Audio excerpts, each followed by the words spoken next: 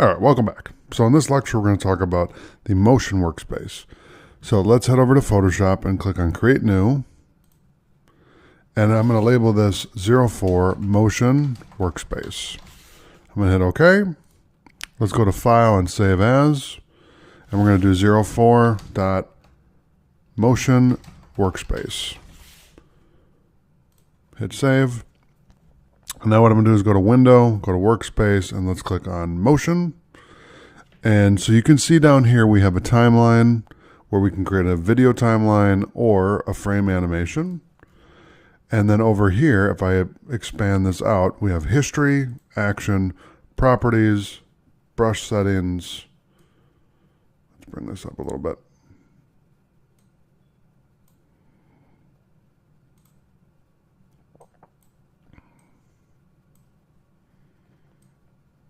Okay, and I'll bring that in there. And then we can bring this one here. Okay, and then I'll bring this one here as well. Now what you could do is you could bring these up here so that it's a little more even, and then you're not taking up so much real estate when you're trying to edit this. Because really the most important thing when you're doing anything in Photoshop is having a lot of access to the canvas, because that's your main focal point.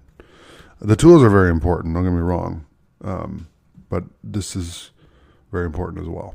So we have History, Actions, Properties, Character, Paragraph, Clone Source, Brush Settings, and Brushes.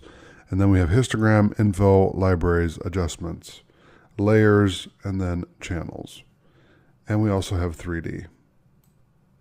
So this will give you the ability to create a new 3D object, and then you can select the layers, etc. With that. So, like I said, it's imperative that you have your tools organized so you know where everything is and you know what does what. And this is more of a layout course than anything, but that is the motion workspace. So thanks for watching. I'll see you in the next lecture.